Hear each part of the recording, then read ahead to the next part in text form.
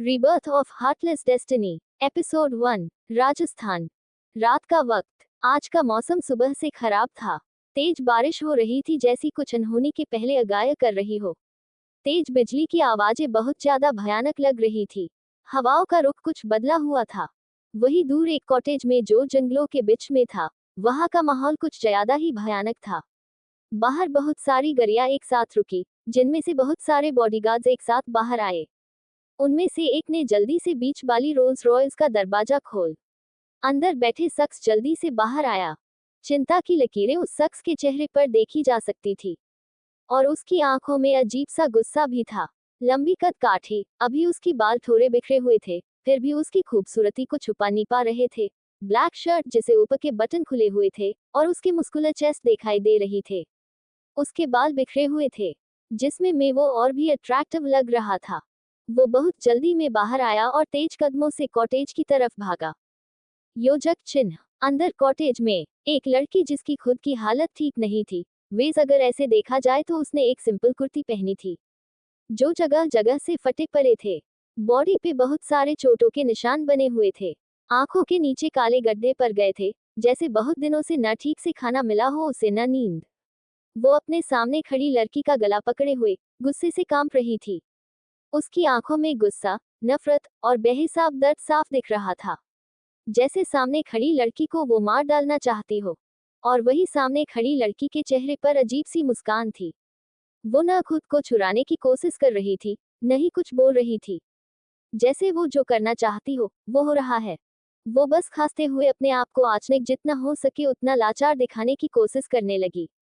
उसने रोते हुए कहा, क्यों कर रही है आप मेरे साथ ऐसा? क्यों आप मुझे और मेरे बच्चे को मारना चाहती है? मेरी गलतियों की सजा मेरे बच्चे को मत दीजिए। उसने अपना गला छुड़ाने की झूठी कोशिश करते हुए अपने पेट पर हाथ रखते हुए कहा, मैं अपने बच्चे को लेकर बहुत दूर चली जाऊंगी, कभी अपना मनहूस चेहरा नहीं दिखाऊंगी आपको। वो जोर जोर से रो रही थी। मैं माँ, पापा, भाई, दादू, रक्तांश जी सबसे दूर चली जाऊंगी। वेज भी ये आपका परिवार है। उसने आंचनिक से अपना गला छुड़ाया और सामने खड़ी लड़की के पैरों को पकड़ लिया। उसकी इस हरकत पर सामने खड़ी लड़की बस नफरत से उसे धक्का दिया, और कुछ कहने को हुई ही थी कि आंचनिक से किसी ने उसे जोर से धक्का दिया और वो दूर नुकीली कांच पर जा गिरी। अनामिका को समझ ही नहीं आया कि अभी हुआ क्या। उसकी पीठ पर कई कांच के टुकड़े धंस चुके थे। वैसे भी वो पहले से है दर्द में थी, और सामने का नजारा देखकर उसके आंखों से आंसुओं की धारा बह निकली। सामने वही आदमी जो बाहर आया था, उसने उस लड़की यानी कियारा को अपनी बाहों में भरे गुस्से से अनामिका को देख रहा था। और अनामिका भी वैसे ही उसकी आंखों में प्यार, दर्द और पता नहीं कई इमोशन के साथ देख रही थी। सामने खड़ा इंसान और कोई नहीं, उसका अपना पति रक्तांश महेश्वरी था। रक्तांश महेश्वरी भारत का नंबर 1 बिजनेसमैन, एरोगेंट, हैंडसम और भी बहुत कुछ जो राज है। रक्तांश की आंखों में भी अजीब से इमोशन थे। वो बेहद नफरत और घिन भरी आंखों से अनामिका को घूर रहा था। कियारा ने जब देखा कि रक्तांश का ध्यान उसकी तरफ नहीं है, तो उसने जोर जोर से चिल्लाना शुरू कर दिया, जैसे उसे बहुत चोट लगी हो। उसने अपनी आवाज में दर्द भरते हुए कहा, रक्तांश प्लीज, अनुदी को गलत मत समझना। वो बस गुस्से में है। मैं हमारे बच्चे को कहीं दूर लेकर चली जाऊंगी।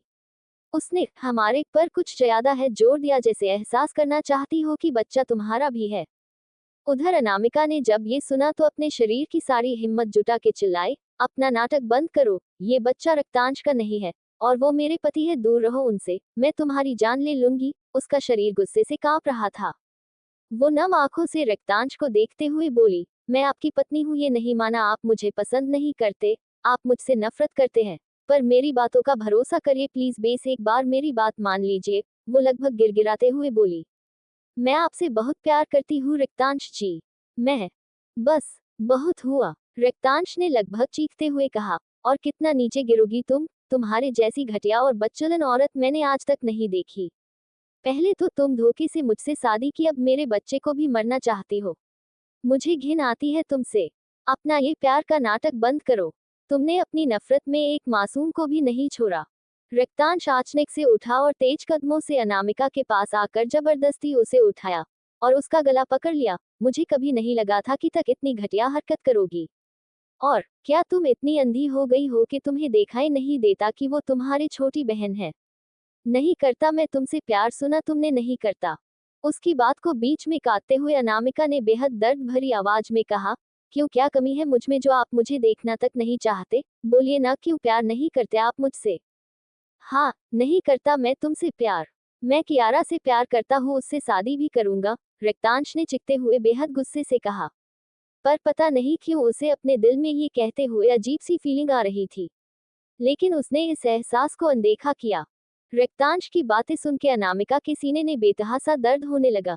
जिस इंसान से उसने बेइंतहा मोहब्बत की, जिसके दे हर दर्द को खुशी खुशी उसने सर आंखों पर रखा कि कभी कभी तो वो मौका, वो पल आएगा जब उनके दिल में भी अपने लिए जगह, बस थोड़ी सी ये जगह वो देख पाएगी। लेकिन आज भी उसकी आंखों में अपने लिए इतनी नफरत देखकर वो अंदर तक टूट चुकी थी। वो पागलों की तरह रक्तांश से प्यार करती थी। एक पागल आशिक की तरह वो रक्तांश को चाहत में उसने अपना सब कुछ खो दिया। उसके हाथ जो रक्तांश को पकड़े हुए थे वो फिसल गए। उसका परिवार तो पहले है कियारा ने छीन लिया। उसका पति जो शायद उसका होकर भी उसका नहीं था। दिल दर्द से भर उठा, जैसे किसी ने उसके सीने से दिल निकाल लिया हो। रक्तांश एक पल अपने खाली हाथों को देखने लगा। कियारा जो ये सारा सीन बड़े इंटरेस्ट के साथ देख रही थी, क्योंकि सारा किया तो उसका ही था। जैसे ही रक्तांश ने कहा कि वो उस प्यार करता है और शादी करने भी वाला है, उसका मन खुशी से नाचने का कर रहा था। उसके चेहरे पर बेहद जहरीली मुस्कुराहट थी।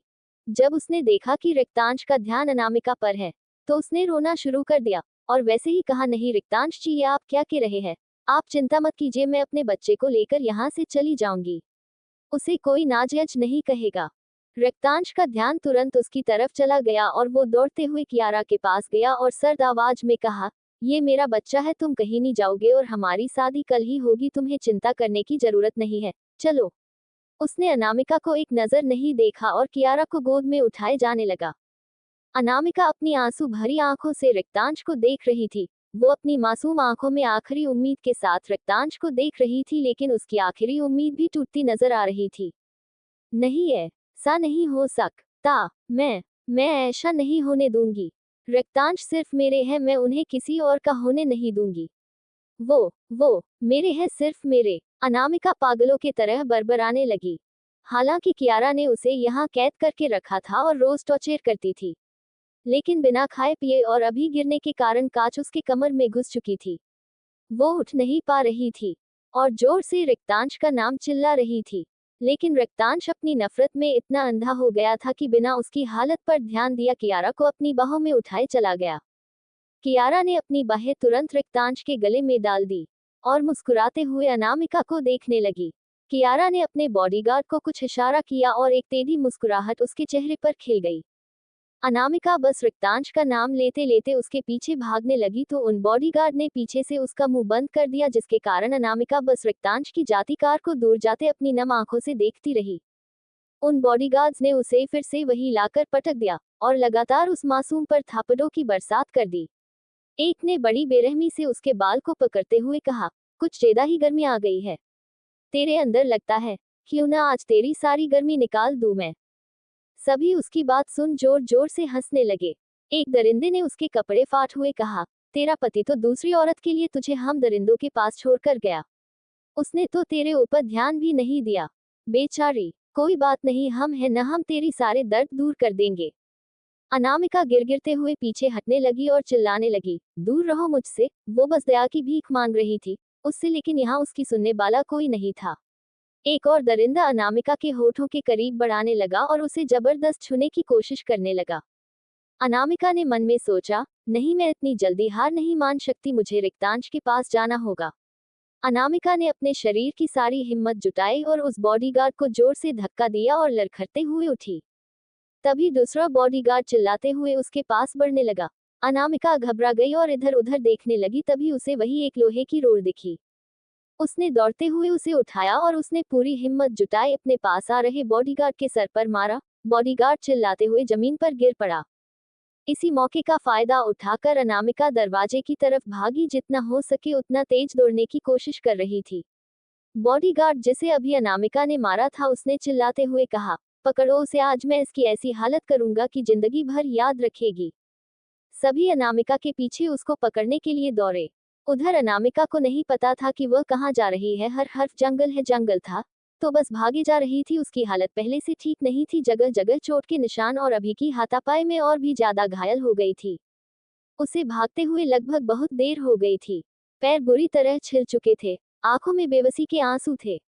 तभी उसे सड़क दिखी। वो भागते हुए हर आने जाने वाले से लिफ्ट मांगने लगी, पर हर कोई उसे पागल या भिखारी समझ रहा था। उसकी हालत देखकर कोई भी लिफ्ट नहीं दे रहा था। ऐसे ही करते करते लगभग 2 घंटे बीत गए। अनामिका ने कहा, नहीं, मैं हार नहीं मान सकती, मुझे उनके पास जाना ही होगा, वहां मेरे साथ ऐसा नहीं कर सकते।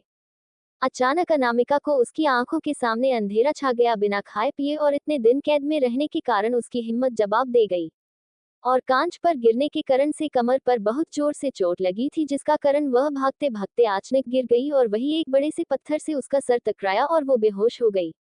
अगली सुबह पूरे शहर में ये बात आग की तरह फैल गई कि इंडिया के मशहूर बिजनेसमैन की शादी कियारा राठौर से हो रही थी। राठौर निवास के पैलेस को खूबसूरती से सजाया हुआ था।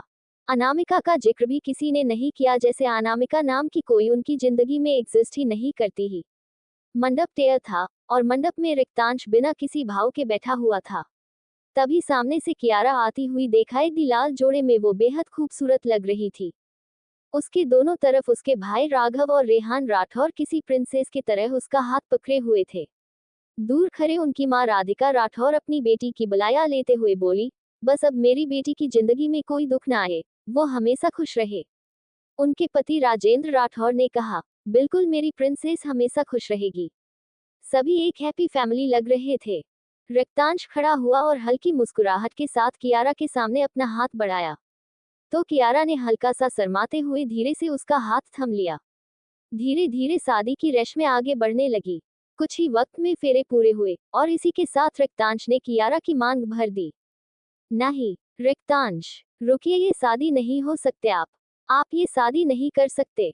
एक लड़की फटे हाल जख्मी हालात में दौड़ते हुए वहां आए। ये कोई और नहीं, अनामिका थी। उसकी हालात एक भिखारी से कम नहीं लग रहे थी।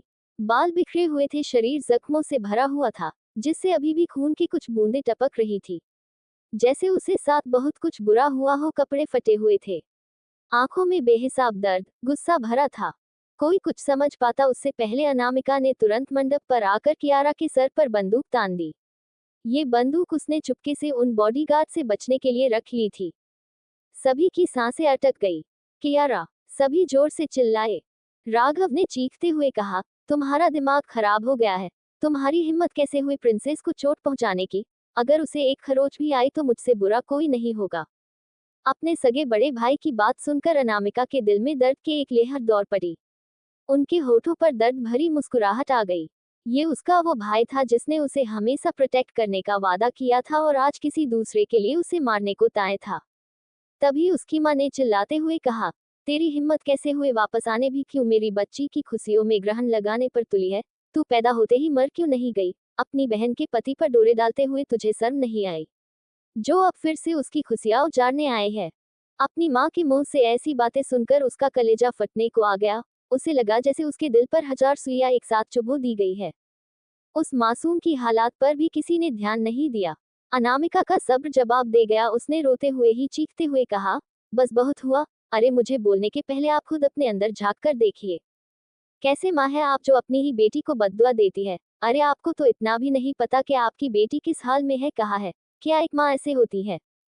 फिर उसने अपने भाई की तरफ देखते हुए रुधे गले से कहा, भाई, क्या चाहा था मैंने कि आप लोग भी मुझे प्यार करें, मेरी चिंता करें, मुझे भी माँ अपने हाथों से खाना खिलाए जैसे कियारा को प्यार से खिलाते हैं। मुझे भी मेरा भाई प्यार करे जैसे हर भाई अपनी बहन को करता है।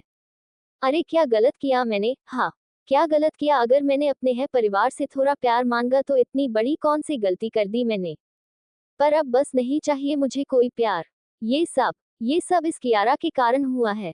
आज मैं इसका किस्सा ही खत्म कर दूंगी।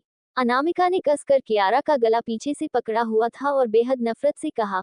वो उसे लेकर आगे जाने लगी। सभी ने चिल्लाते हुए कहा, अनामिका अंडस्को, छोड़ो कियारा को, हम बैठकर बात करते हैं। कियारा जोर जोर से रोते हुए बोली, दी प्लीज छोड़ दो, मैं प्रेग्नेंट हूँ दी, मेरे बच्चे के लिए मुझे छोड़ दो दे। वो और जोर जोर से रोने का नाटक करने लगे। रिक्तांश जी, भाई माँ पापा प्लीज बचाइए, ये मुझे मार देगी। रिक्तांश ने अपने वेस्ट में गन निकली और अपने बॉडीगार्ड को अलर्ट कर दिया। सभी ने अनामिका को चारों तरफ से घेरा हुआ था। रिक्तांश ने अनामिका पर गन पॉइंट की और कहा, लीव माई वाइफ।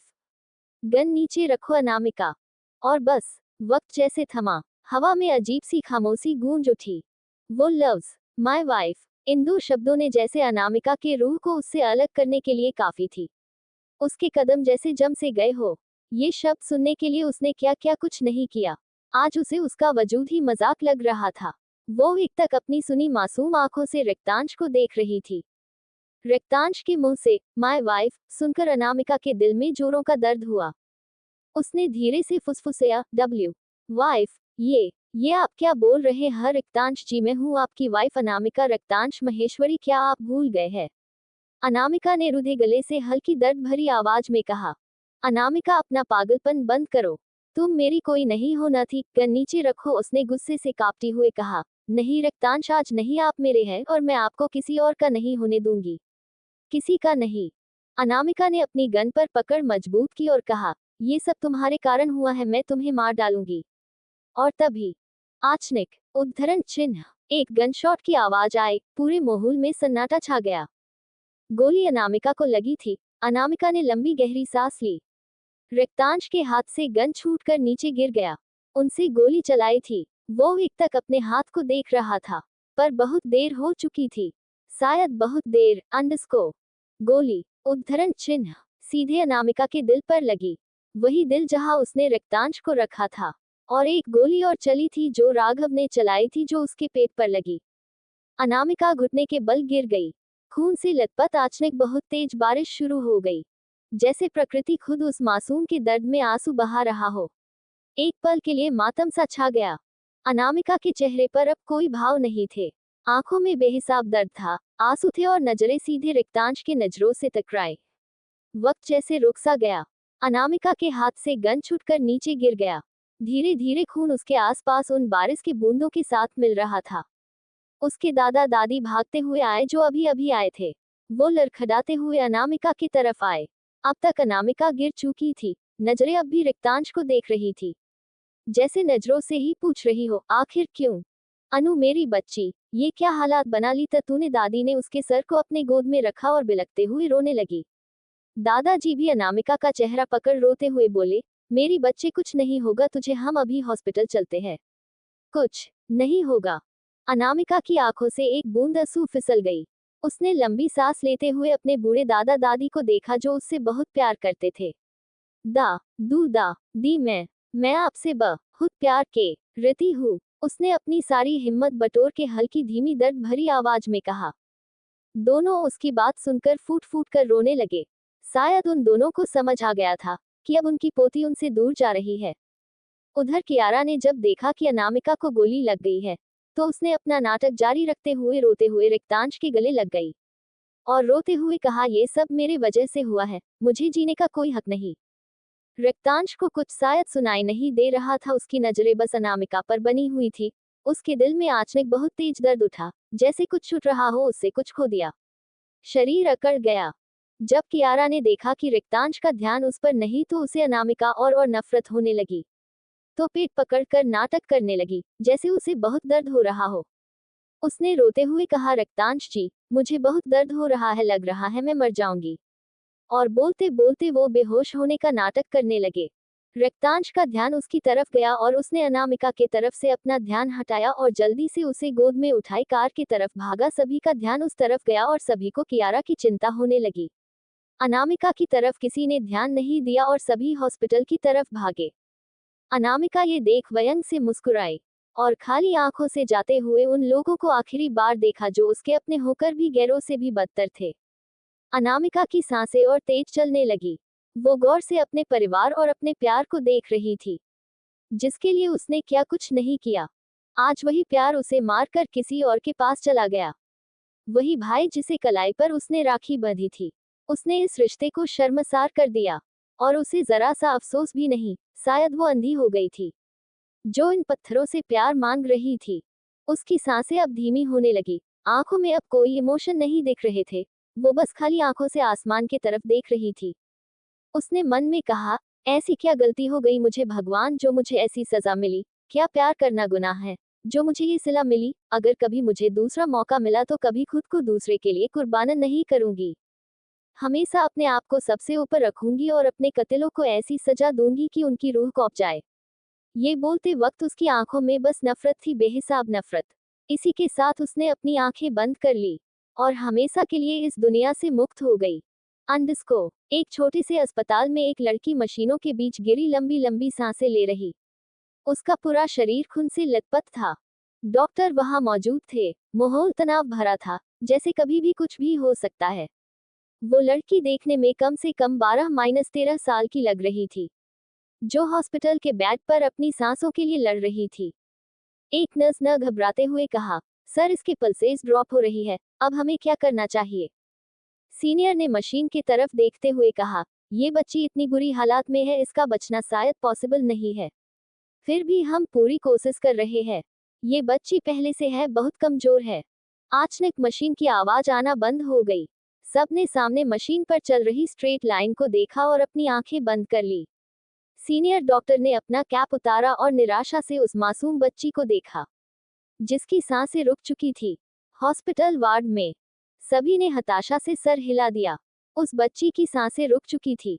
डॉक्टर ने अपने ग्लोव्स उतारे और एक बार पलटकर उस मासूम का चेहरा आखिरी बार देखा, और वो आगे दरवाजे की तरफ बढ़ने लगे। एक नर्स उस बच्ची के चेहरे को व्हाइट चादर से ढकने के लिए हाथ बढ़ाया ही था कि तभी अचानक सभी मशीनों में आवाजें आने लगी। नर्स डर से पीछे हट गई। जो डॉक्टर दरवाजे तक पहुंचे ही थे कि उन्हें नर्स की डरी हुई आवाज आए, डॉक्टर डॉक्टर यहाँ देखिए, इस बच्ची की धड़कनें फिर से चलने लगी है। डॉक्टर उसकी बात सुन तुरंत ही पलट कर देखा और सामने का नजारा देखकर हैरान रह गए, क्योंकि अभी कुछ देर पहले ही इस बच्ची की धड़कनें रुक गई थी। डॉक्टर माथुर ने जल्दी से उसे चेक करने के लिए आगे बढ़े। तभी उस बच्ची की आंखें एकदम से खुल गई। सभी एक पल के लिए डर से पीछे हट गए, क्योंकि उसकी आंखें ब्लड शॉट रेड थी। किसी को कुछ समझ नहीं आया कि हो क्या रहा है। कमरे का तापमान अचानक से बढ़ सा गया था।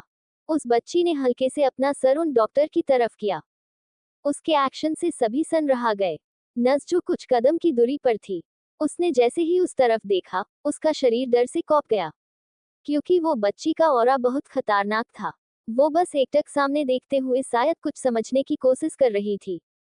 डॉक्टर माथुर ने खुद को संभाला और हिम्मत करके आगे बढ़े, और एक इंजेक्शन तुरंत उस बच्ची को लगाया और उसकी पलकें धीरे धीरे भारी होने लगी और वो सो गई।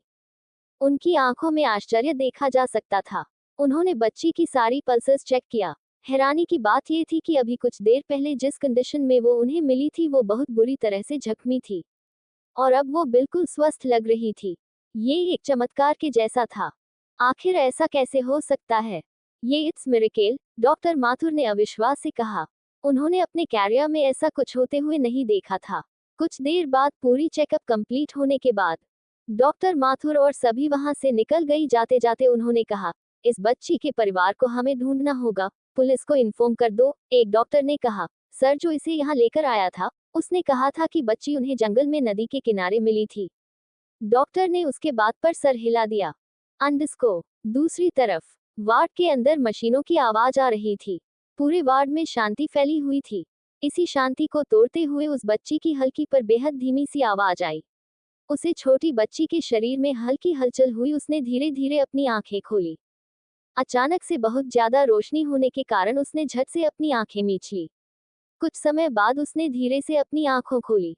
उसकी वो समुद्र से भी गहरी नीली आंखें जो थोड़े आश्चर्य से अपने आसपास की चीजों को ऑब्जर्व करने की कोशिश कर रही थी। सर में बहुत तेज दर्द हो रहा था। उसने अपनी आंखें बंद की तो अचानक से उसकी आंखों के सामने बहुत सी चीजें रील की तरह चलने लगी। कियारा का टॉर्चर, रक्तांश का उसे छोड़कर जाना, शादी, और फिर रक्तांश और उसके भाई का उस पे गोली चलना और उसकी मौत। उसने झटके से अपनी आंखें खोली। उसकी आंखों में बेहिसाब दर्द, नफरत और बहुत से इमोशन आ रहे थे। उसे दिल दर्द से फटने को था। तभी उसे ये एहसास हुआ कि वो तो मर चुकी थी। फिर वो जिंदा कैसे है? क्या वो बच गई? क्या उसके दादू दादी ने उसे हॉस्पिटल में एडमिट करवाया है? बहुत से सवाल उसके दिमाग में घूम रहे थे। उसका सर जैसे दर्द से फटने को था। उसने ज्यादा नहीं सोचा। वो उठी और धीरे धीरे बाथरूम की तरफ जाने लगी। अंदर पहुंचकर उसने दरवाजा लॉक किया, और जो हुआ उसे सोचते सोचते वे दरवाजे से टेक लगाकर बैठ गई और जोर जोर से रोने लगी। उसने अपने मुंह पर हाथ रखा था कि आवाज बाहर न जाए। कोई उसे इस हाल में देखता तो उसका भी दिल पसीज जाता। उसने अब तक खुद पर ध्यान भी नहीं दिया। शायद उसे होश ही नहीं था। अपने सारे दर्द को वो आंसुओं के जरिए बहाना चाहती थी। लगभग 1 घंटे बाद उसने रोना बंद किया और आंखों में अब गहरी खामोशी थी, जैसे उसके अंदर सारे इमोशन मर चुके हैं। वो एक पथार की तरह बैठी थी। उसने अपने हाथ से अपने आंसू पूछे। तभी अब जाकर उसकी नजर अपने हाथों पर गई। उसने अपने दोनों हाथों को गौर से देखा, वो बहुत छोटे और सॉफ्ट थे।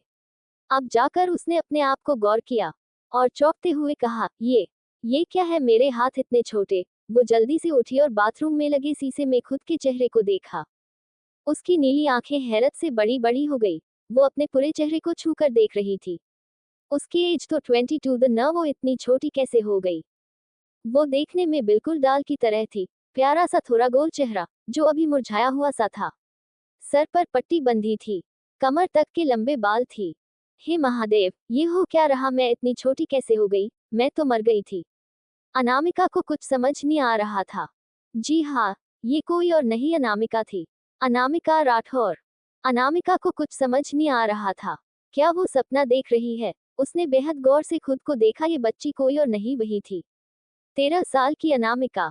उसके दिमाग में अचानक कुछ क्लिक किया और उसकी आंखें और चौड़ी हो गई। क्या मेरा rebirth हुआ है, जैसे कहानियों में होता करता है। इतना सोचते ही उसका दिमाग ब्लैंक हो गया। क्या महादेव ने मुझे दूसरा मौका दिया है? अगर हाँ तो उसकी आंखों बिल्कुल एक्सप्रेशनलेस हो गई। वो आईने में एकटक अपने अक्ष को देख रही थी। अब उसकी आंखें वैसी नहीं थी, नर्म, उम्मीद से भरी हुई मासूम। अब वहां एक अजीब सी खामोशी थी, और खामोशी के पीछे जली हुई राख जैसी ठंडी नफरत। बेहद और बेहिसाब नफरत। कहते हैं ना, जब किसी मासूम की सहने की हद पार हो जाती है, और जब उसका दिल टूटता है ना, तो फिर वो इंसान नहीं रहता। वो आग बन जाता है। वो खुदा से भी नहीं डरता, और मौत से सौदा करना जानता है। अनामिका, जिसकी मासूमियत को उसके अपनों ने ही रौंद दिया। अब उसकी आंखें में मासूमियत का कोई वजूद ही नहीं था, थी तो बस उद्धरण चिन्ह डॉट आग, बदले अपमान, धोखे की आग, जो अच्छी तो बिल्कुल नहीं थी। अंडस्को देखते ही देखते उसके चेहरे पर एक खौफनाक मुस्कुराहट आ गई। उसकी आंखों में इस वक्त कोई मासूमियत या कोई इंसानियत नहीं थी। उसने अपनी गर्दन हल्की टेढ़ी की, अब उसके चेहरे पर कोई भाव नहीं थे। मासूमियत की कोई जगह नहीं है इस दुनिया में, अनामिका ने सर्द आवाज में कहा। बहुत शौक है न तुम सबको मौत से खेलने का। एक मौत का खेल तुम लोगों ने खेला था, और अब बारी मेरी है खेलने की। अनामिका ने अपने आप को शीशे में देखा। आंखें लाल थी। उसने गहरी सांस ली। अतीत की यादें अब भी उसके जेहन में थी। इतनी जल्दी सब कुछ जेहन से जाना मुमकिन नहीं था, और वो चाहती भी नहीं थी कि वो कुछ भूले। लेकिन फिलहाल वो अपने 13 साल के एज में पहुंच चुकी थी। उसने खुद को देखते हुए कहा, मैं बहुत कमजोर हूँ अभी। पहले मुझे अपने आप को इतना मजबूत बनाना होगा कि कोई मेरे सामने खड़े होने की भी औकात न रखे।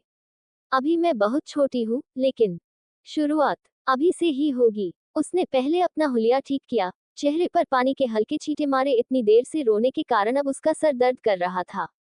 तभी बाहर से उस नर्स की आवाज आई, बच्चे आप अंदर हो क्या, कोई परेशानी है? नर्स ने आवाज लगाई। अनामिका ने अंदर से अपनी प्यारी सी आवाज में कहा, हाँ मैं अंदर हूँ, बस अभी आई। थोड़ी देर बाद वो उस वार्ड के बेड पर लेटी हुई थी और सोच रही थी कि आखिर इस समय हुआ क्या था उसके साथ, जो वो हॉस्पिटल में है। उसने दिमाग पर जोर देने की कोशिश की, हालांकि उसे बहुत दर्द हो रहा था। फिर भी उसने ध्यान लगाया, और उसे तब जाकर सब धीरे धीरे याद आने लगा कि ये कब का समय है, और कैसे उसकी जिंदगी नरक बन गई। अंडस्को फ्लैशबैक। अनामिका राठौर परिवार की पहली और एकलौती बेटी। जब उसका जन्म हुआ था तो पूरे शहर में जश्न मनाया गया था। आखिर वो परिवार की कई पीढ़ियों के बाद जन्मी बेटी थी। सभी खुश थे, उसके माँ बाप भाई सभी बहुत खुश थे। सभी उससे बेहद प्यार करते थे। धीरे धीरे समय बीतता गया। अब वो 3 साल की हो गई थी। आज उसका जन्मदिन था। पूरे पैलेस को फूलों से सजाया गया था। आखिर इकलौती राजकुमारी का जन्मदिन था, कोई कमी थोड़ी छोड़ सकते थे वो लोग। सुबह से है सब लगे पड़े थे। राधिका जी शाम की तैयारियों में लगी हुई थी, और छोटी सी अनामिका अपने भाइयों को अपने पीछे घुमा रही थी। पकलो अंडस्को भाई, अंडस्को पकलो, अंडस्को मुझे, अंडस्को। वो अपने नन्हे पैरों से पूरे लिविंग एरिया में इधर उधर भाग रही थी। अरे गुड़िया, आराम से, तुम्हें लग जाएगी। राघव, जो अभी 13 साल का था, उसने चिंता करते हुए कहा। उन दोनों को देखकर सभी हंस रहे थे। थोड़ी देर बाद सभी तैयार हो गए थे। आज अनामिका के लिए पूजा रखी गई थी कुलदेवी के मंदिर में। सभी पूजा करने के लिए जाने वाले थे उसकी तभी दादी माँ सुनैना राठौर ने आकर कहा, सब लोग तैयार हैं कि नहीं और कितना लेट। तभी पीछे से राजेंद्र जी सीढ़ियों से आते हुए दिखे और आते ही उन्होंने अनामिका को गोदी में उठा लिया और कहा, हम तैयार हैं माँ, चलिए मैं कार निकालने को बोलता हूँ। कुछ देर बाद सभी कुलदेवी के मंदिर की तरफ निकल गए, लेकिन किसी को आगे आने वाले अनहोनी का अंदेशा नहीं था। कोष्टक कार सड़क पर तेजी से दौड़ रही थी। बीच वाली कार में अपने माता पिता के साथ में बैठे हुए छोटी सी अनामिका अपनी टिमटिमाती आंखों से बाहर के नजारे को देख रही थी। तभी अचानक से उनकी गाड़ियों रुक गई। ड्राइवर ने कहा, मालिक मैं देखता हूँ क्या दिक्कत है। वो लोग आज बॉडीगार्ड्स भी साथ नहीं लाए थे। कुछ देर होने के बाद राजेंद्र जी बाहर आए और गाड़ी चेक करने लगे। राधिका जी भी गाड़ी से बाहर आ गई, क्योंकि अनामिका गाड़ी में ही सो गई थी। वही कुछ दूरी पर राजेंद्र जी अपने बॉडीगार्ड को दूसरे कार लेके आने के लिए बोल रहे थे। तभी राधिका जी भी वहां पहुंच गई। वो कुछ कहती कि तभी वहां बहुत जोर का ब्लास्ट हुआ। वो दोनों जमीन पर जा गिरे और फटी आंखों से सामने का दिल दहला देने वाला नजारा देखा। तभी राधिका जी जोर से चिल्लाई, अनामिका, उद्धरण चिन्ह। राजेंद्र जी को तो होश ही नहीं था। वो सन नजरों से सामने देख रहे थे। गले में जैसे आवाज अटक सा गया हो। राधिका जी के चिल्लाने से वो होश में आए। राधिका जी अपना सुध बुध खोए बस अंडस्को अनामिका अनामिका चिल्लाते हुए उस जले हुए गाड़ी के पीछे भागी जिसके चित्रे उड़े हुए थे। राजेंद्र जी से उन्हें संभाला हुआ था, जबकि उनकी भी हालत कुछ ठीक नहीं थी। दोनों की जैसे दुनिया ही उजड़ गई थी। अंडस्को कुछ समय बाद पुलिस की टीम वहां आई। राधिका जी बस पगलों की तरह अपनी बच्ची को ढूंढ रहे थी। सबकी हालत खराब थी। रघुवीर ठाकुर अनामिका के दादाजी को तो हार्ट अटैक आ गया था और सुनैना ठाकुर की भी हालत ठीक नहीं थी। गाड़ी के चित्रे उड़ गए थे। कुछ भी पता लगाना मुश्किल था। अनामिका का बचना नामुमकिन सा था। राजेंद्र जी ने राधिका जी को संभाला और वहां से लेके गाड़ी की तरफ भाग गए। तभी उन्हें एक बच्ची के रोने की आवाज आई। दोनों के कान खड़े हो गए। राधिका जी तुरंत लड़खड़ते हुए वहां मौजूद झरियों में देखने लगी। कुछ ही देर में उन्होंने देखा कि एक यही 3-4 साल के बच्ची वहां रो रही है। राधिका जी ने जल्दी से उसे उठा लिया। उन्हें वो अनामिका ही लग रही थी। वो अपने होश में नहीं थी। वो बस उस बच्चे को चूमे जा रही थे। राजेंद्र जी भी उस बच्चे के नजदीक आए। उन्होंने पहचान लिया कि ये उनकी बेटी नहीं है। उन्होंने राधिका जी को बहुत समझाने की कोशिश की, पर वो समझने की हालत में नहीं थी। उन्हें तो बस वो बच्ची उनकी बेटी ही लग रही थी। राजेंद्र जी ने हार मानकर पुलिस को इन्फॉर्म किया कि वो बच्चे के माँ बाप को ढूंढे। कुछ दिन ऐसे ही बीत गए, पर उस बच्चे के माँ बाप का कोई नमोनिशा नहीं मिला। अनामिका के जाने के बाद वही बच्ची के कारण राधिका जी थोड़ी ठीक रहने लगी। तो राजेंद्र जी ने ये फैसला लिया कि वो उसे गोद ले लेंगे। कुछ दिन बाद जो जगह अनामिका की थी, अब वो जगह उन गोद ले हुए बच्चे यानी कियारा राठौर ने ले ली। 1 साल बाद सब कुछ बदल चुका था। वक्त ने अपनी करवट बदल ली थी। अब राठौर मेंशन में कोई भी अनामिका का नाम नहीं लेता था। रघुवेंद्र और सुनैना जी को छोड़कर एक तरह से सभी जैसे अनामिका को भूल चुके थे। अब उस घर की एकलौती प्रिंसेस कियारा राठौर थी। वो बचपन से ही घमंडी चालक थी, जिसके कारण दादा दादी उसे बिल्कुल पसंद नहीं करते थे। दोनों भाई उस पर अपने जान छिड़कते थे। उसकी एक खरोच भी कोई बर्दाश्त नहीं कर सकता था। राधिका जी उसे अपने बेटों से भी ज्यादा प्यार करते थी।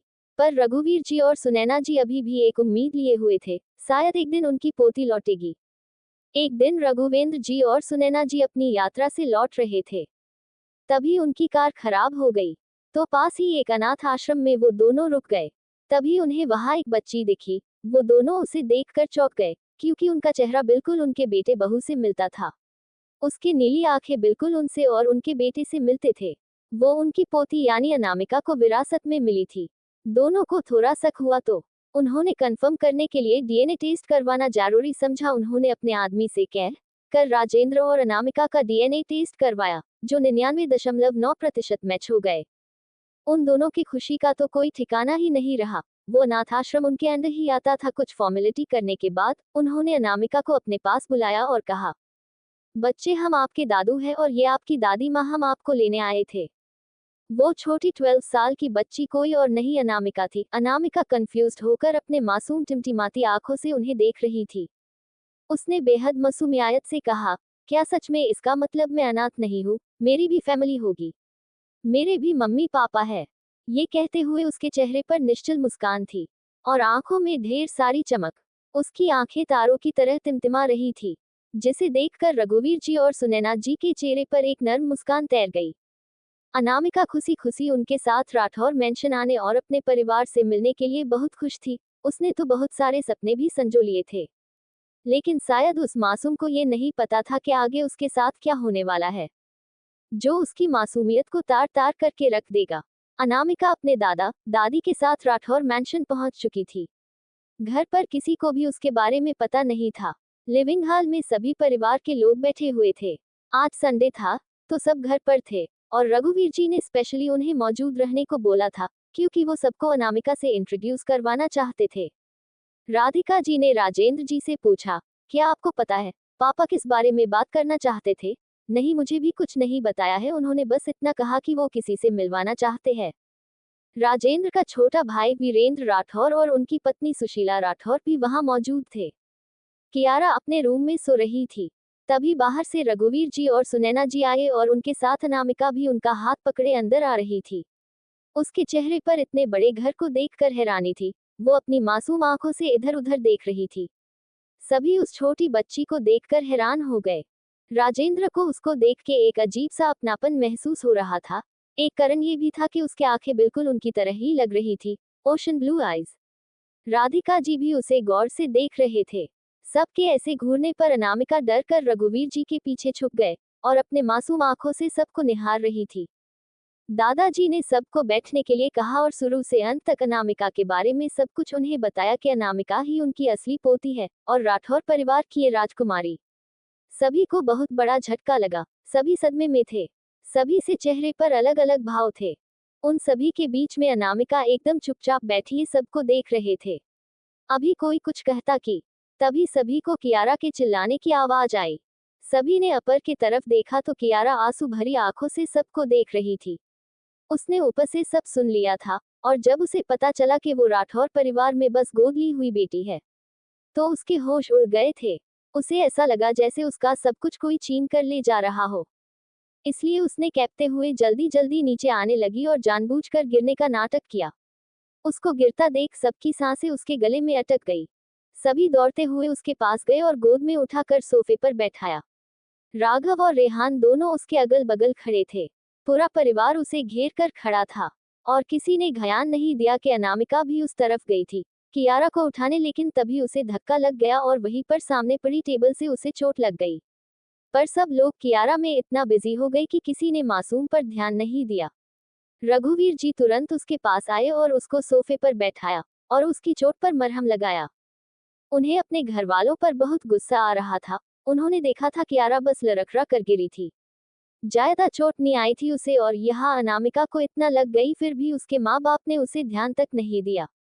क्या बीत रही होगी उनके बच्ची पर जो आज ही घर आई और उसे प्यार देने के बदले उन्होंने तो उसे चोट पहुंचा दिया। रघुवीर जी को अपने सीने में अजीब से दर्द का एहसास हुआ।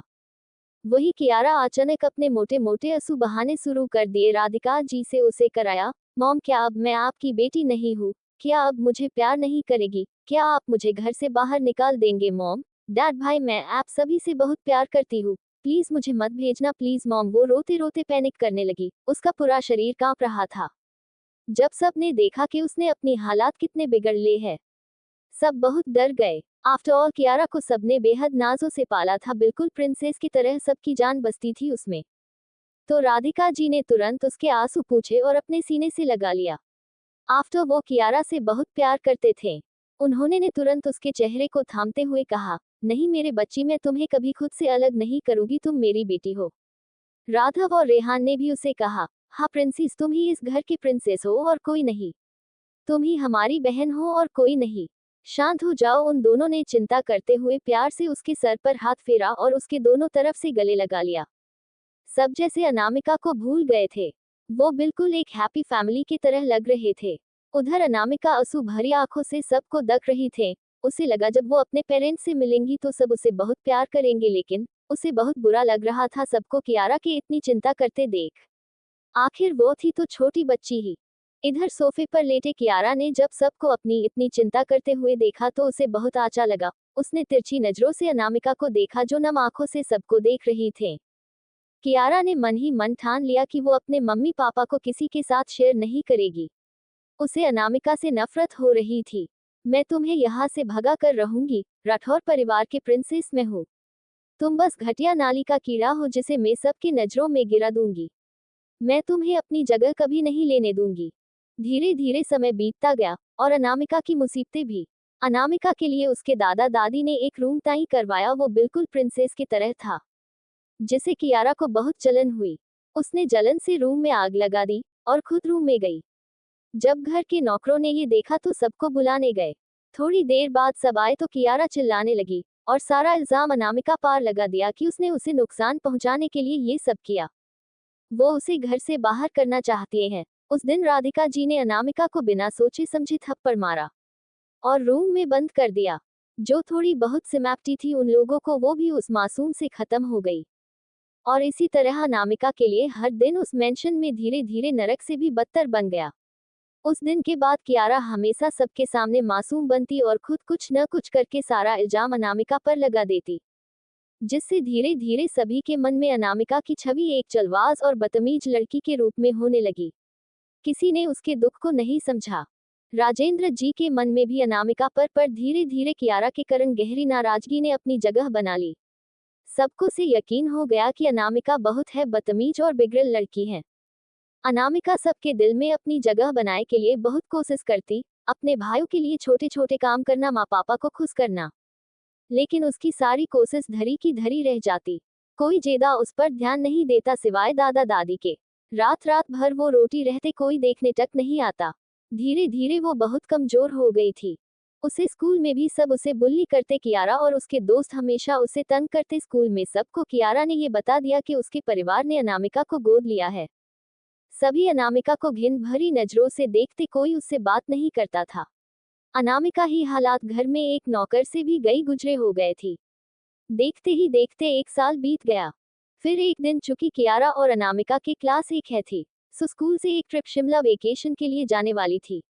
अगले दिन वो सब पहाड़ी पर गए थे, जहां कियारा के दिमाग में कुछ खतरनाक चल रहा था। उसने अनामिका को किसी बहाने खेलने के लिए वहां बुलाया। खेल खेल में चीटिंग के नाम पर उससे झगड़ा करना शुरू कर दिया और गुस्से में उसने अनामिका को धक्का दे दिया, जिससे अनामिका जोर से चिल्लाए और पहाड़ी के नीचे गिर गई। लेकिन उसने गिरते वक्त कियारा का हाथ पकड़ हुआ था, जिससे कियारा बहुत डर गई, पर वो गिरी नहीं, पेड़ के सहारे लटक गई और चिल्लाना शुरू कर दिया। उसके कुछ दोस्त आसपास थे। वो जल्दी से टीचर को लेकर आए और कियारा को बचा लिए। जब सबने अनामिका के बारे में पूछा तो कियारा डर गई और झूठ कहा कि अनामिका ने उसे पहाड़ी से धक्का दिया था। इधर अनामिका सीधा नीचे गहरी नदी में गिरी और बहते हुए जंगल के किनारे उस गांव वाले को मिली जिसने उसे पास के हॉस्पिटल पहुंचा दिया था। योजक चिन्ह। Flashback and. अनामिका ने झटके से अपनी आंखें खोली। अनामिका ने झटके से अपनी आंखें खोली। उसकी आंखें हद से ज्यादा लाल थी। चेहरे पर पसीने की बूंदें छलक रही थी। उसने अपने आप को शांत किया, क्योंकि उसका शरीर बहुत कमजोर था। वो उन घाटियों लोगों के बारे में सोचकर अपनी हालत और खराब बिल्कुल नहीं करना चाहती थी। उसने खुद से कहा, अपने एक एक दर्द और आंसू का हिसाब मैं डबल इंटरेस्ट के साथ तुम्हें वापस करूंगी, कियारा राठौर। Just wait. अनामिका के आसपास के माहौल हद से ज्यादा डार्क हो गया था। उसने अपनी आंखें बंद कर ली, क्योंकि इतना प्रेशर दिमाग पर देने के बाद बहुत थक गई थी, तो रेस्ट करना भी जरूरी था। अंडस्को। अगली सुबह अनामिका ने धीरे धीरे अपनी आंखें खोली और आंखें मसलते हुए उठकर बैठी। उसका छोटा सा चेहरा बिल्कुल किसी गुलाब की तरह ग्लो कर रहा था। अब जाकर उसे फ्रेश फील हो रहा था। तभी डॉक्टर माथुर वहां आए और पूछा, अब कैसा लग रहा है तुम्हें बच्चे? उन्हें ये बच्ची बड़ी प्यारी लग रही थी। अनामिका ने धीमी आवाज में कहा, I am all good doctor, और हल्का सा मुस्कुराए। डॉक्टर माथुर ने कहा, ये तो आज बात है। उसके बाद वो अनामिका का चेकअप करने लगे और चेकअप करते हुए पूछा, बच्चे आपका नाम क्या है? आप वहां कैसे पहुंची? आपके फैमिली में से किसी का नंबर याद है आपको, जिससे हम उन्हें इन्फॉर्म कर सके? अनामिका कुछ पल के लिए चुप हो गई। उसको आचे से पता था कि आगे क्या होने वाला है। पिछली बार भी यही हुआ था। उसने राजेंद्र राठौर का नाम बस उन्हें बताया था, क्योंकि नंबर तो उसे किसी ने बताया ही नहीं था। चूंकि ये हॉस्पिटल छोटा था और गांव एरिया में था, आचनिक कुछ गुंडे टाइप लोग उसके ठीक बगल वाले कमरे में थे। उन लोगों ने राजेंद्र राठौर नाम सुन लिया था। वो लोग यहाँ उसी का किडनैप करने यहाँ आए थे। उन्होंने अनामिका को पकड़ लिया था, जिसके बाद उन्होंने अनामिका को बेच दिया था। अनामिका को इसका पता कभी नहीं चला कि आखिर उसका किडनैप किसने करवाया। उन लोगों के बॉस ने उसे किसी खतरनाक ऑर्गेनाइजेशन का बेच दिया जहां बच्चों पर अलग अलग एक्सपेरिमेंट किया जाता था। अनामिका के साथ भी वही हुआ था, इसलिए उन लोगों ने अनामिका को किसी खास मिशन के लिए उसे वक्त से ट्रेंड करने लगे। अनामिका माना करती तो वो लोग उसे बहुत मारते, इलेक्ट्रिक शॉक जैसे और भी तरीके से टॉर्चर करते। उसका शरीर हद से ज्यादा खराब हो गया था, रोज अलग अलग इंजेक्शन, जिससे ये हुआ था कि अनामिका ने अपने मां बनने की क्षमता खो दी थी। रघुवीर जी ने उसे बहुत ढूंढा पर उनकी भी हेल्थ ठीक नहीं रहती थी। फिर भी उन्होंने ढूंढना जारी रखा, पर सिर्फ निराशा ही हाथ लगी। अगर उसके परिवार वालों ने जरा भी जोर दिया होता तो शायद वो उस दलदल में कभी नहीं फंसती और जल्दी निकल जाती। पर कियारा के कारण उन लोगों ने तो पहले ही अनामिका को मारा हुआ समझ लिया।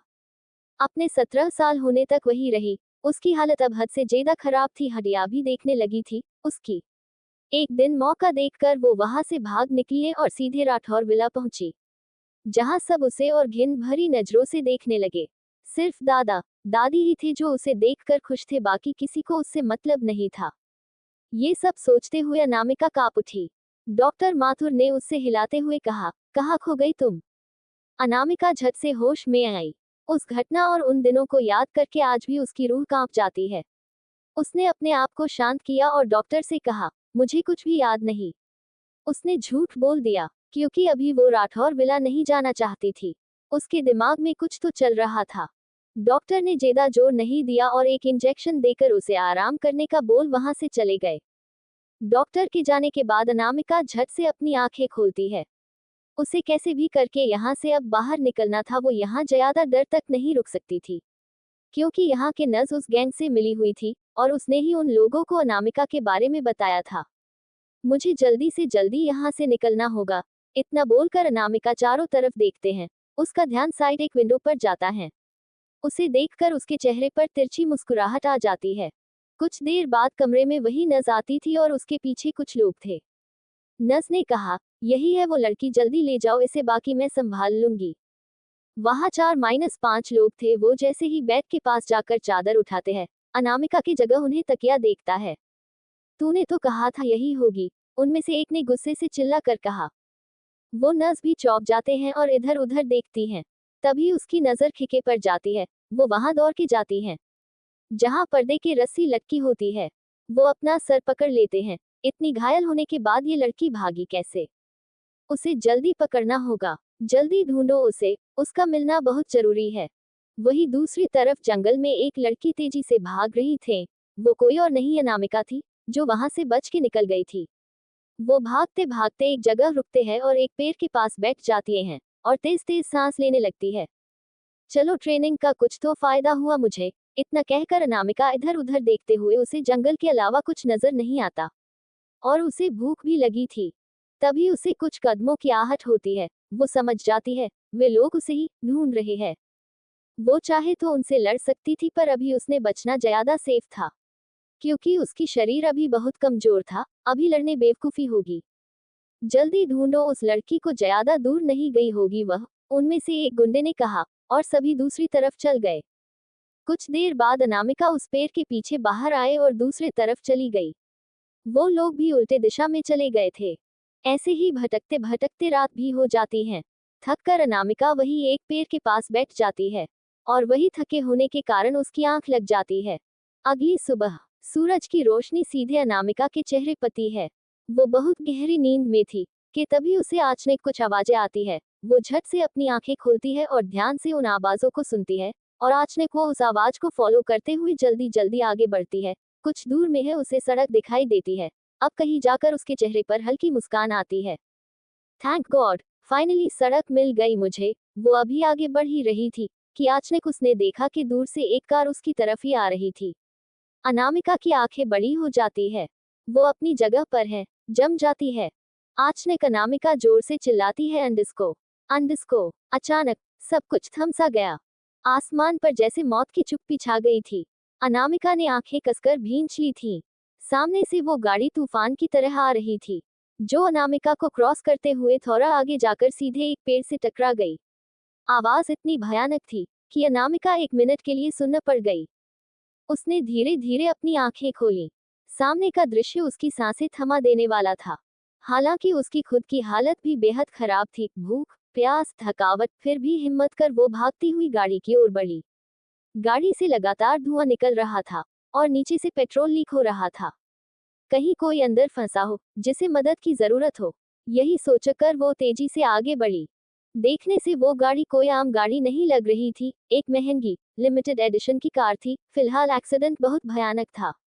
शीशे इतने काले थे कि अंदर झांकना मुश्किल हो रहा था। फिर अनामिका ने अंदर देखने की कोशिश की। जब अंदर देखा तो एक कपल खून से लथपथ हालत में बेहोश पड़े थे। एक पल के लिए अनामिका का दिल कांप गया। उसने जल्दी से पास पड़ी एक भारी पत्थर उठाए और शीशा तोड़ने लगी। पत्थर उठाने में उसके हाथ भी कट गए, लेकिन उसने परवाह नहीं की। उसने पूरी ताकत से वार किया और शीशा में पहले से दरार थे। कुछ देर की कोशिश के बाद वो टूट गई। अंकल, उठिए, होश में आइए। अनामिका ने ड्राइविंग सीट पर बैठे आदमी को होश में लाने की कोशिश की। उसके चेहरे पर खून बह रहा था। वो करीब 40 साल के लग रहे थे। धीरे धीरे वो होश में आए और अपने सामने एक छोटी बच्ची को देखा जो उसे ही पुकार रही थी। होश में आते ही उन्होंने घबराकर बगल वाली सीट की ओर देखा। सीता, उनकी पत्नी के सिर से बुरी तरह खून बह रहा था। वो कांपते हाथों से उन्हें पकड़ने लगे। आंखों में आंसू थे, जैसे किसी ने उनकी दुनिया को तोड़ दिया हो।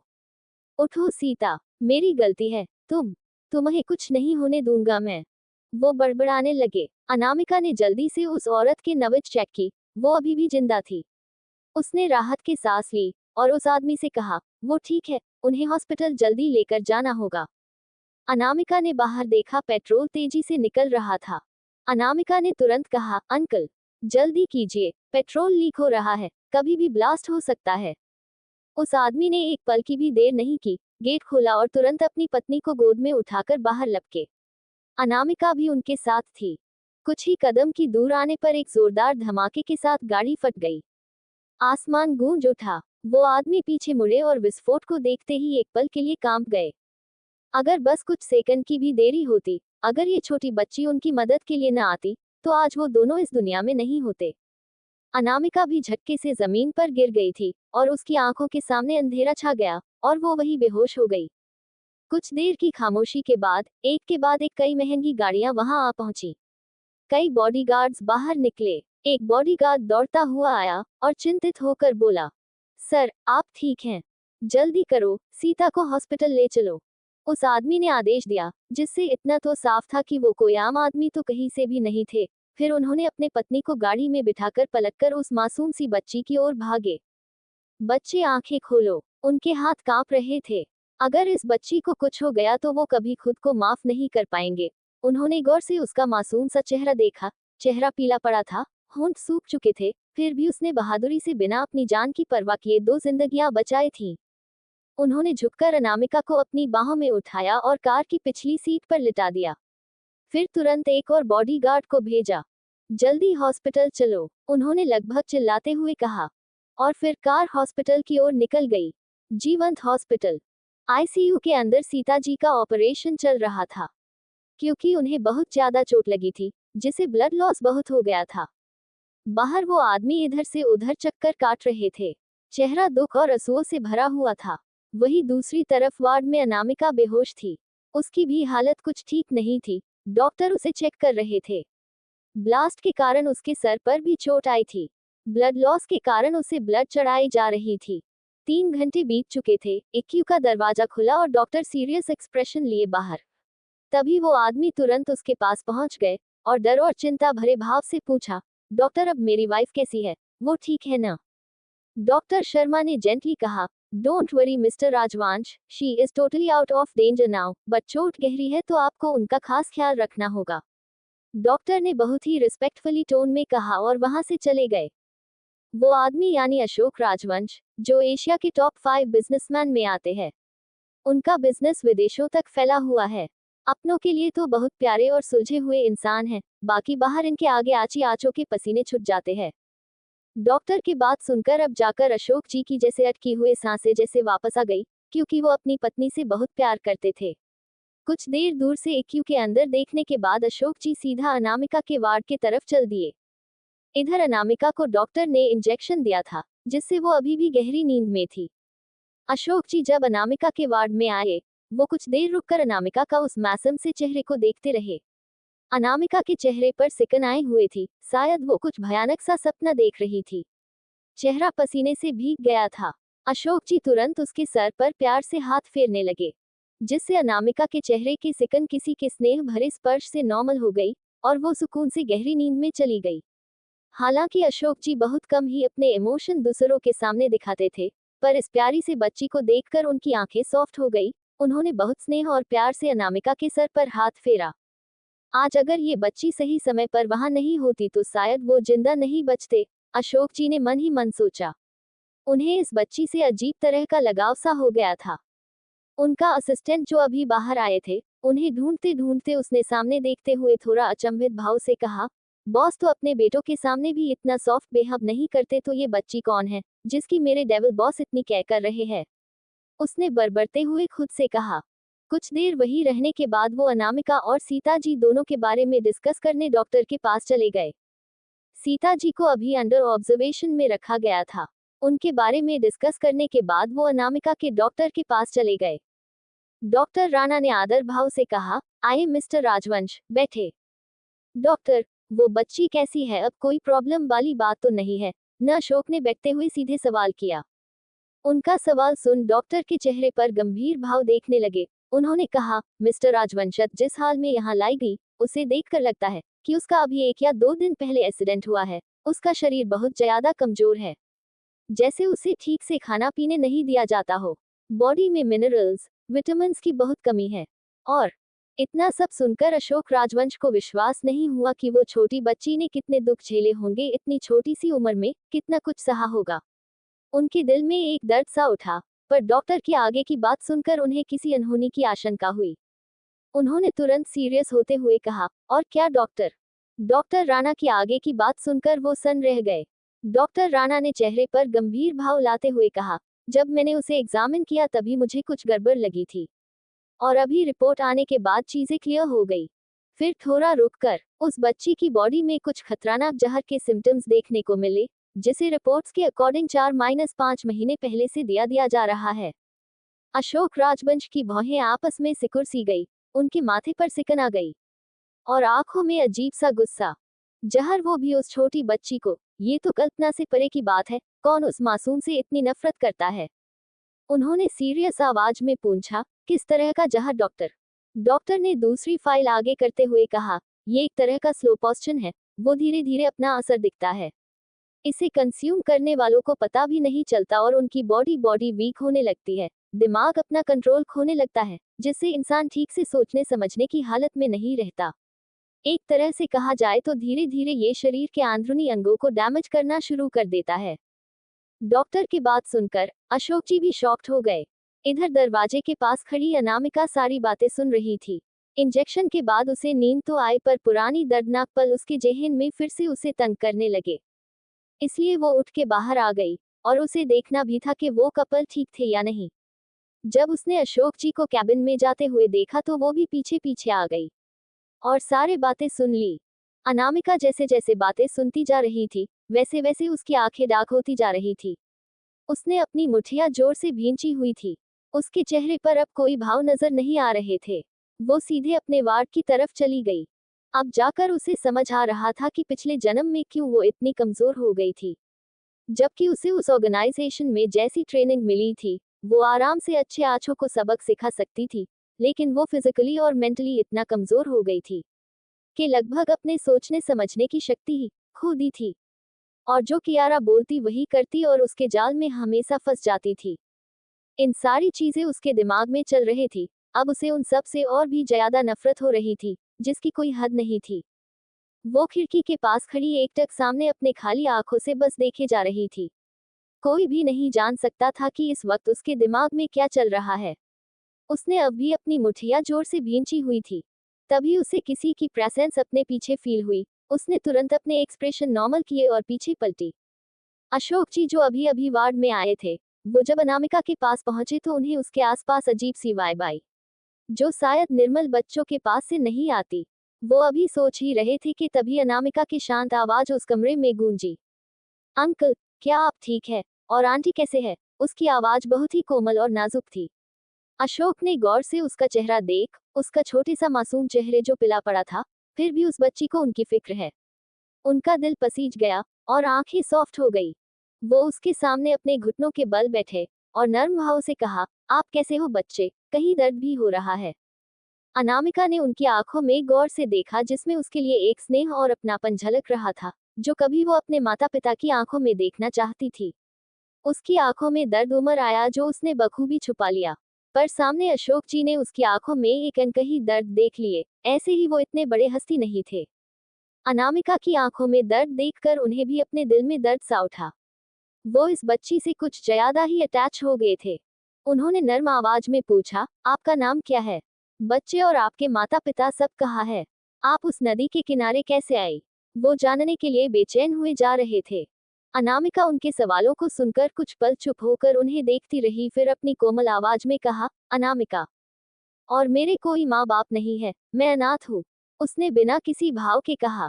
हाँ, नहीं मानती थी अब वो उन्हें अपने पेरेंट्स, क्योंकि वो लोग अब इस लायक नहीं थे। उसने पूरा एक जन्म उन लोगों के पीछे बर्बाद कर दिया, लेकिन अंत में उसे मिली भी तो क्या एक दर्दनाक मौत। उसके मरने पर भी उन लोगों ने एक आंसू तक न बहाए। तो क्यों बोले वो उन्हें अपना कुछ नफरत है, उसे उन लोगों से बेहद नफरत। तभी अशोक जी की आवाज से वो अपने ख्यालों की दुनिया से बाहर आई। अशोक जी जिन्होंने अनामिका को कहीं खोए हुए देख तो उसे आवाज लगाया, कहाँ को गई आप बच्चे? कहीं नहीं, उसने धीमे से कहा। अशोक जी कुछ पल अनामिका को देखते रहे। जब अनामिका ने खुद को अनाथ कहा तो उन्हें बिल्कुल अच्छा नहीं लगा। उन्होंने मन ही मन एक फैसला ले लिया था। उन्होंने अपना गला थोड़ा साफ किया, जैसे कुछ बोलने से हिचकिचा रहे हो। अनामिका भी उन्हें ही देख रही थी। उसके चेहरे पर कंफ्यूजन साफ देखा जा सकता था। क्या आप कुछ कहना चाहते हैं? अनामिका बहुत देर से अशोक जी को ऑब्जर्व कर रही थी। अशोक जी ने फाइनली हिम्मत जुटाई, जैसे किसी जंग में उतारना हो, और कहा, बच्चे मैं जनता हूँ, मैं जो कहूंगा वो आपको थोड़ा अजीब लगेगा, पर आप अनाथ नहीं हो। फिर थोड़ा रुककर, मैं आपको अडॉप्ट करना चाहता हूँ। ये पूरी आपकी मर्जी होगी, अगर आप नहीं चाहती तो भी मैं आपकी सारी जिम्मेदारी उठूंगा। मेरे 3 बेटे हैं, पर मुझे हमेशा से एक प्यारी बेटी चाहिए, बिल्कुल आपकी तरह। वो बहुत ज्यादा नर्वस हो गए थे। इतना तो आज तक वो किसी डील साइन करने टाइम भी नहीं हुए थे। उन्होंने अनामिका का छोटा सा हाथ अपने हाथ में लिया और बड़े ही प्यार और अपनेपन से कहा, क्या आप मुझे अपना डैड बनाएगी? उन्होंने कसकर अनामिका का हाथ थमा हुआ था, जैसे अगर छोड़ा तो अनामिका कहीं मना न कर दे। और उम्मीद भरी आंखों से एकदम छोटे बच्चे की तरफ अनामिका की तरफ देख रहे थे। अनामिका भी उनकी बातें सुनकर एक पल के लिए ब्लैंक हो गई। उसने गौर से उनकी आंखों में देखा, जिसमें उसे अपने लिए प्यार, अपनापन, स्नेह और एक उम्मीद देखी, जो एक पिता की आंखों में अपने बच्चे के लिए होता है। उसे इस चीज की बिल्कुल उम्मीद नहीं थी कि अशोक जी उसे अपनी बेटी बनाना चाहते थे। अनामिका की आंखें हल्की नम पड़ गई। अशोक जी ने जब उसकी नम आंखें देखी तो वो थोड़ा घबरा गए। उन्हें लगा जैसे अनामिका को उनकी बात पसंद नहीं आई। वो थोड़ा मायूस हो गए। उन्होंने तुरंत उसके आंसू पोंछते हुए कहा, आप रो क्यों क्यों रही प्रिंसेस, अगर आप नहीं चाहती। इससे आगे वो कुछ बोलते अनामिका झट से उनके गले लग गई। अशोक जी एक पल के लिए जम गए। उन्हें यकीन ही नहीं हो रहा था कि अनामिका सच में उनके गले लगी है। उनकी आंखें भी नम हो गई। उन्होंने भी प्यार से और जेंटली अनामिका को गले लगा लिया, जिससे उसे कोई तकलीफ न हो। उन्हें अजीब सा सुकून मिल रहा था। उन्हें हमेशा से एक बेटी की चाह थी, जो अनामिका के कारण आज पूरी हो गई। कुछ देर तक अनामिका भी ये गले लगी रही। उसे पहली बार ये महसूस हो रहा था कि एक पिता का प्यार कैसा होता है। उसकी आंखें नम थी, पर उसमें एक सुकून का एहसास भी था। उसने अनायास ही धीमे आवाज में कहा, डैड। उसके मुंह से अपने लिए डैड सुनकर अशोक जी तो जैसे 7वें आसमान पर ही पहुंच गए थे। उन्होंने अनामिका को पकड़ और खुशी से कहा, क्या क्या कहा तुमने? मेरे कान खराब हो गए हैं, फिर से कहना प्रिंसेस। अनामिका को उनकी बच्चों जैसी बातें सुनकर हंसी आ गई। कोई कहेगा कि बाहर की दुनिया जिसे एरोगेंट अशोक राजवंश को जानते हैं, वो बच्चों की तरह बहाने बना रहे हैं। अनामिका ने एक बार फिर से कहा, डैड। अशोक ने फिर से उसे गले लगा लिया और खुशी से कहा, मैडम, मेरी प्रिंसेस ने मुझे डैड मान लिया। उनका खुशी छुपाए नहीं छुप रही थी। उन्हें ये बात जल्द से जल्द अपनी पत्नी को बतानी थी, इसलिए उन्होंने एकदम से अनामिका से कहा, इतने देर खड़े रहना ठीक नहीं है, तुम्हें आराम करना चाहिए। उन्होंने अनामिका का हाथ पकड़ा और बेड के पास ले आए। अनामिका ने कुछ पल उन्हें देखा, फिर एक आज्ञाकारी बच्ची की तरह लेट गई। अशोक जी उसके सिर पर प्यार से हाथ फेरने लगे। अनामिका ने सुकून से अपनी आंखें बंद कर ली। शायद इस जन्म में पहली बार उसे सुकून का एहसास हुआ, जैसे उसका भी ध्यान रखने के लिए कोई है। अशोक जी तब तक उसके सिर पर हाथ फेरते रहे जब तक उन्हें तसल्ली नहीं हो गई कि अनामिका सो गई है। उन्होंने प्यार से अनामिका को देखा और झुककर उसके माथे पर किस करके आखिरी बार उसके सिर को सहलाकर कहा, आई प्रॉमिस प्रिंसेस, मैं आपको कभी कोई तकलीफ नहीं होने दूंगा। जीवंत हॉस्पिटल। सुबह का वक्त। धीरे धीरे सुबह की खिली हुई धूप चारों तरफ अपनी ऊर्जा बिखेर रही थे। ये सुबह आज बहुत कुछ लेकर आने वाली थी। वही दूसरी तरफ सीता जी के वार्ड में मशीनों की बीप की आवाज, और उस रोशनी में बिस्तर पर लेटी सीता की पलकों में हलचल हुई। सीता जी को होश आ चुका था। अशोक जी वही उनका हाथ पकड़कर बैठे हुए कब से इस पल का इंतजार कर रहे थे। उन्होंने धीरे से कांपती आवाज में कहा, सीता, सीता, आप जानती है आपने हमें कितना डरा दिया था। ये बोलते बोलते उनका गला भर आया। वो सपने में भी उनसे दूर जाने का सोच तक नहीं सकते थे। सीता जी हल्का सा मुस्कुराए, जैसे उन्हें पता हो कि उनके पीछे उनके पति ने अपनी क्या हालत बना ली हो। मैं बिल्कुल ठीक हूँ, इतना जल्दी आपका पीछा नहीं छोड़ूंगी मैं, उन्होंने कमजोर मगर धीमे से प्यार भरे लफ्जों में कहा। अशोक जी ने झुककर उनके माथे पर किस किया और उन्हें उठने में मदद की। सीता जी ने उन्हें गौर से देखते हुए एम्पटाइज होते हुए कहा, आप तो ठीक है न? क्योंकि अशोक जी के सर पर भी बैंडेज लगी थी। उन्होंने उनका हाथ थामते हुए थोड़ा शरारत से कहा, भला तुम्हारे रहते मुझे कुछ हो सकता है क्या? कुछ भी, वो झुटका बिफरते हुए बोली। फिर दोनों हंस दिए और अशोक जी ने उन्हें गले लगा लिए। आप जाकर उन्हें सुकून महसूस हुआ। कुछ देर बाद उन्होंने थोड़ा गंभीर आवाज में कहा, सीता, हम। सीता जी ने उनकी ओर देखते हुए जवाब दिया, मुझे तुम्हें कुछ बताना है। अशोक जी ने उनका हाथ थामते हुए उनकी आंखों में देखते हुए कहा, क्या बात है, बताइए, आप ठीक तो है ना? घर पर सब ठीक है ना बच्चों को?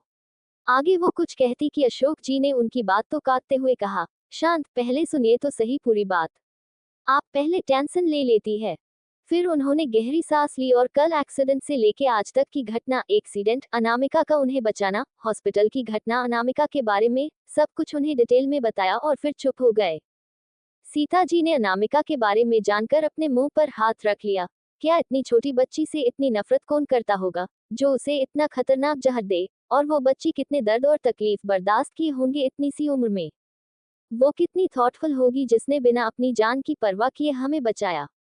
सीता जी बहुत ही soft hearted, kind and gentle lady थी। वो अपने परिवार से बहुत प्यार करती थी, लेकिन उतनी ही स्ट्रिक्ट भी थी। वो गलत बर्दाश्त नहीं कर सकती थी। उनका खुद का एनजीओ भी था, जो विदेश तक फैला हुआ था। सीता जी ने चिंता करते हुए कहा, कहाँ है वो बच्ची? वो ठीक टू है ना? मुझे यूज मिलना है। उसके इतने सारे सवाल सुनकर अशोक जी ने उन्हें शांत करते हुए कहा, अरे भाग्यवान, वो बिल्कुल ठीक है और दूसरे वार्ड में सोई हुई है। फिर थोड़ा रुककर अनामिका के बारे में सोचते हुए उन्होंने कहा, वो बच्ची सारे बच्चों से बिल्कुल अलग है। जब पहली बार उसे देखा तो एक अजीब सा लगाव, एक अजीब सा अटैचमेंट मुझे महसूस हुआ उससे। सीता जी ध्यान से उनके चेहरे को देख रहे थी। अशोक जी की आंखों में अनामिका के बारे में बात करते हुए एक अलग ही चमक थी, जो एक पिता की आंखों में होता है। वो ये बताते वक्त कितने खुश है। सीता जी ने मन ही मन एक फैसला कर लिया, उन्हें भी अब अनामिका से जल्दी मिलने की इच्छा हो रही थी। उन्होंने अशोक जी का हाथ पकड़ते हुए डेस्परेटली कहा, मुझे अभी मिलना है उससे, और वो अनामिका से मिलने की जिद करने लगी। अशोक जी ने उन्हें समझाया कि वो खुद उसे मिलवाने ले आएंगे, लेकिन फिर भी सीता जी नहीं मानी। थक हार कर अशोक जी उन्हें अनामिका के वार्ड, जो बगल में ही था, वहां ले गए। अंडस्को अनामिका का वार्ड। दवाइयों के असर से वो अब तक गहरी नींद में सोई हुई थी। सोते समय उसे चेहरे पर एक सुकून और मासूमियत देखी जा सकती थी, ऐसे मासूमियत जो बहुत रेयर ही देखने को मिलती थी। सीता जी अशोक जी का हाथ थामे आराम से उसके पास आए और गौर से उनका प्यारा सा गोल चेहरा देखने लगी। वाकई इसमें कोई शक नहीं था कि अनामिका अभी से ही हद से ज्यादा ही खूबसूरत थी। सीता भी बस एकटक उसके मासूम से चेहरे को निहारे जा रहे थे। उन्हें भी उस बच्ची से एक अजीब सा अटैचमेंट फील हो रहा था। ये सोते वक्त कितनी एडोरेबल लगती है न, बिल्कुल किसी लिटिल प्रिंसेस की तरह। वो खुद को उसे एडमायर करने से रोक ही नहीं पाई। जब उनके पति ने जब अनामिका के बारे में बताया था, तभी से उन्हें एक अटैचमेंट से फील हुआ था। अब वो अटैचमेंट एक कनेक्शन में बदल गई थी। उन्होंने प्यार से अनामिका के सर पर ममता से हाथ फेरा। वो मन ही मन अपनी डिसीजन पर बहुत ज्यादा खुश थी। उन्होंने अचानक से कहा, अशोक, मैं इसे अडॉप्ट करना चाहती हूँ और मेरा डिसीजन फाइनल है। उनके आवाज में एक्साइटमेंट और अथॉरिटी दोनों थी, जैसी जो उन्होंने सोचा है वो करके रहेंगी। लेकिन उन्हें क्या पता पीछे खड़े अशोक जी तो पहले ही ये डिसीजन ले चुके हैं, बस बताया नहीं अभी तक। फिलहाल अभी तो वो एकदम शॉक हो गए। उनकी पत्नी और उनके थॉट कितने मिलते हैं, उन्होंने प्राउडली सोचा। लेकिन जल्दी ही होश में आकर कहा है, सच में मैंने भी यही सोचा है और मैं तो बस तुम्हें बताने वाला था। मेरी चॉइस वैसे भी हमेशा बेस्ट होती है, पर इस बार मेरी प्रिंसेस ने खुद मुझे चूज किया है। फिर थोड़ा इतराते हुए कहा, और कल ही प्रिंसेस ने मुझे डैड भी कहा। जब सीता जी ने सुना कि उन्होंने पहले ही ये डिसीजन ले लिया है, तो वो बहुत खुश हुई। लेकिन जब ये डैड वाली बात सुनी तो उन्हें थोड़ी जलन हुए। उन्होंने चिढ़ते हुए कहा, ज्यादा हवा में उड़ने की जरूरत नहीं है, समझे आप। जब लाडो जगेगी तो मैं उसे ढेर सारा प्यार दूंगी और आराम से उसे अपने साइड कर लूंगी। हबारे आए। फिर दोनों अपने ही बातों पर हंसने लगे, पर दोनों ने ध्यान नहीं दिया कि अनामिका कब का उठ गई थी। उसने अशोक जी को तो डैड मान लिया था, फिर भी उसे एक डर था कि कहीं सीता जी ने अगर उसे एक्सेप्ट नहीं किया या उन्हें ये बात पसंद नहीं आई, तो वो अपना रास्ता खुद डिसाइड कर लेगी, पर किसी पर बोझ नहीं बनेगी। इसलिए बस वो उनका रिएक्शन देखना चाहती थी, इसलिए अब तक सोने का नाटक कर रही थी। लेकिन जब उसने सीता जी का ममता भरा स्पर्श महसूस किया तो वो एकदम जम सी गई थी। उसे बिल्कुल उम्मीद नहीं थी कि ऐसा कुछ होगा, और तब से उनके बातें सुन रही थी, उनकी नोकझोंक। उसके दिल में जो डर था, शायद वो अब सुकून में बदल गया। अशोक जी का ध्यान अचानक अनामिका पर गया, जो उन्हें ही अपनी टिमटिमाती आंखों से देख रही थी। प्रिंसेस, उठ गई आप? देखिए अब से कौन मिलने आया है।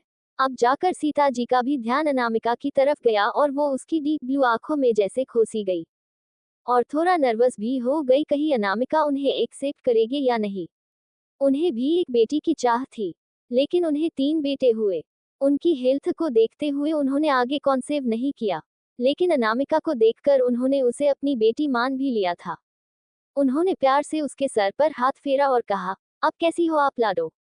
अनामिका उनकी आंखों में भी अपनी लिए प्यार देख पा रहे थे। तभी अनामिका उन्हें देखते हुए धीमी और प्यारी आवाज में कहा, मैं ठीक हूँ आंटी। आंटी नहीं बच्चे, अब से आप हमें माँ कहेंगी, उन्होंने लागू ऑर्डर देते हुए प्यार से कहा। अनामिका कुछ देर चुप रही, उसके मन में एक साथ बहुत सी यादें आ गई जिसमें वो राधिका जी को माँ कहकर बुलाती थी। तो कैसे कियारा रोते हुए अपना नाटक चालू कर देती, जिसे राधिका जी ने उसे माँ कहने से भी माना कर दिया ताकि उनकी प्यारी नाजुक बेटी को तकलीफ न लो। अनामिका की आंखें एक पल के लिए लाल हो गई, उसने अपना सर नीचे झुकाया हुआ था। उसका ध्यान सीता जी के आवाज से टूटा जो उसे पुकार रही थी। उन्होंने अनामिका की नाम आंखें देखी तो उन्हें अपने दिल में तकलीफ महसूस हुए। उन्होंने चिंता करते हुए कहा, क्या हुआ लाडो, आपको कहीं दर्द हो रहा है? अनामिका ने उनकी आंखों में देखा जिसमें उसे चिंता, डर, प्यार, स्नेह, ममता सब नजर आ रहे थे जो एक माँ की आंखों में दिखती अपने बच्चों के लिए। उसने भी शांत आवाज में कहा, मैं ठीक हूँ माँ। सीता जी के आंखें नाम हो गई, उन्होंने झट से आराम से अनामिका को गले लगा लिया। उनके मुंह से अपने लिया माँ सुनकर उन्हें बहुत सुकून मिला। अशोक जी भी उन दोनों को देखकर खुश थे। अचानक से मुंह बनाते हुए बोले, ये क्या प्रिंसेस, अपनी माँ को देखकर क्या आपने अपने डैड को भूल गई है? It's totally unfair. इतना कहकर उन्होंने अपना चेहरा दूसरी तरफ घुमा लिया। अनामिका और सीता जी दोनों ने एक नजर उन्हें देखा, फिर एक दूसरे को देखा और अचानक खिलखिलाकर हंसने लगी। शायद कितने दिनों नहीं सालों बाद आज अनामिका के चेहरे पर एक सच्ची मुस्कान आई थी। अनामिका की यह हंसी इतनी प्यारी और प्योर थे कि अशोक जी और सीता जी उसमें जैसे खोसे गए और एक तक उसे निहारने लगे। तभी रूम का दूर नॉक हुआ और अरुण जी यानी अशोक जी के असिस्टेंट अंदर आए। उन्होंने सीता जी को ग्रीट किया, फिर अनामिका से कहा, good morning little princess. Anamika ने भी हल्की मुस्कान के साथ उन्हें ग्रीट किया। वो कल ही उनसे मिल चुकी थी। सर, मैंने डिस्चार्ज के पेपर रेडी करवा लिए हैं। बिग बॉस को आपके साथ हुए एक्सीडेंट के बारे में पता चल चुका है, वो और बाकी सब यहाँ आने के लिए निकालने वाले थे, तो मैंने उन्हें इन्फॉर्म कर दिया है कि आप लोग आज ही मुंबई जा रहे हैं। अरुण ने कहा, ठीक है, फिर जेट रेडी करो, हम आज है मुंबई निकलेंगे। और मैंने जो कहा था वो काम हो गया? उन्होंने बॉसी टोन में पूछा। जी सर, सब रेडी है, मुंबई में बस साइन करने की देर है, अरुण ने कहा। ठीक है।